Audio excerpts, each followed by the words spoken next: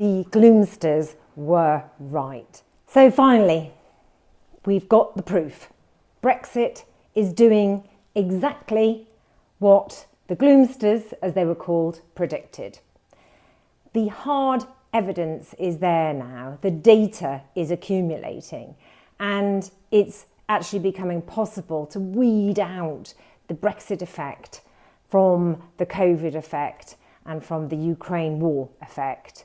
And we can see that Brexit is really damaging the British economy.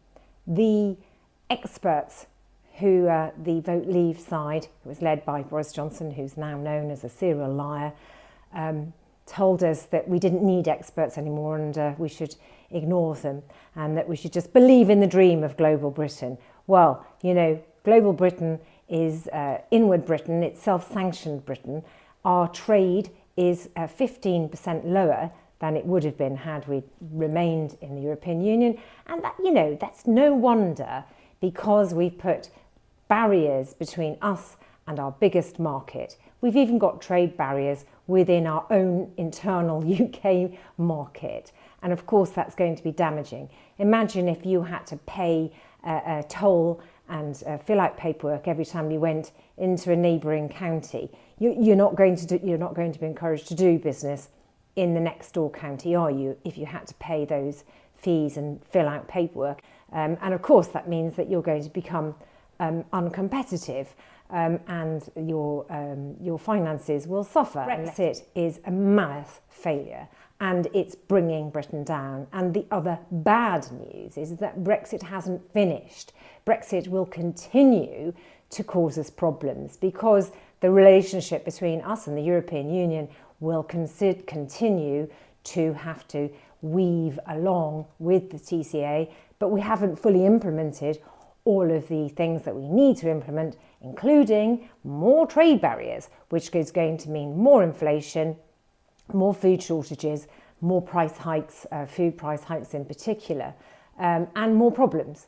And this is something that they're trying to tell you and me and everyone else that we decided to do to ourselves. Whilst we did have a referendum and people did vote in it, they weren't voting on the truth. They were voting on lies. And the cheerleader, the main person who oversold Brexit or missold Brexit, Boris Johnson, is a proven liar. And it is really only fair, in my view, that the country has the opportunity to revisit this issue. We had two really big problems with Boris Johnson and Jeremy Corbyn, and it was a very difficult way of actually deciding who had decided what. It was thrust upon the electorate, and in 2019 people were given the choice between Boris Johnson and Jeremy Corbyn, and guess what? They chose Boris Johnson. But that wasn't really a vote for Brexit. They say it was. It was actually a vote against Jeremy Corbyn. And even then, only 43% of the British public voted for Boris Johnson. But our archaic and really semi-feudal voting system ensured that Boris Johnson got an 80-seat majority to swell his already over-enlarged ego. But the other thing which is astonishing is that Kemi Badenoch, Cabinet Minister, is out there writing articles for the Express, the comic, which continues with the booster news around Brexit, saying that Brexit's been a massive success and delivered billions of pounds for the British economy. Now, there is absolutely no evidence to show this. There is no proof of this. We've got businesses going, either leaving the country and going to relocating to Europe, or they're going into administration like no tomorrow. We've got a drying up of foreign investment, and that is why the cost of living crisis is really hurting us, and more people are falling into destitution, which is why we need to revisit the issue of Brexit. We have more and more problems associated with the reality of Brexit and the way that Brexit has been delivered.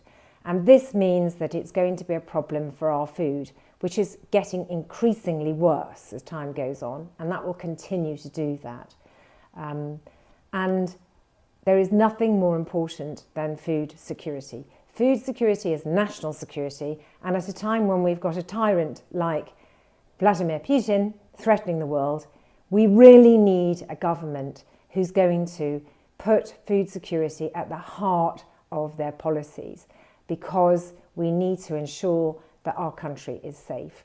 And the best way that we can do that is by actually joining with or fixing the UK, which means getting rid of the barrier between us and Northern Ireland and joining them in the deal that they have, or the reality that they have with the European Union. So there's no need for these horrible trade barriers, which just deliver pettifogging, costly bureaucracy, delays, and makes Britain an unattractive place.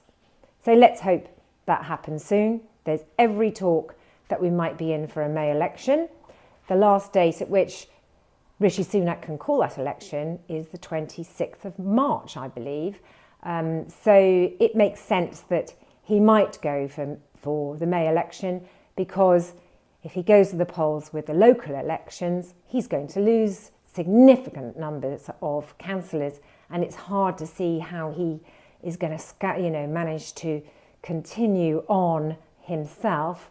His own party, I would think, would try and remove him. So if I was in his shoes, well, I probably would have gone last year, actually, after the coronation. But I think that probably was his best hope. But I think that it's now or never for Rishi Sunak. And let's hope it is, because we are all ready for a change and looking forward to a new, fresh government coming in, who we are going to be campaigning hard to make sure that they put farming at the centre of their policies.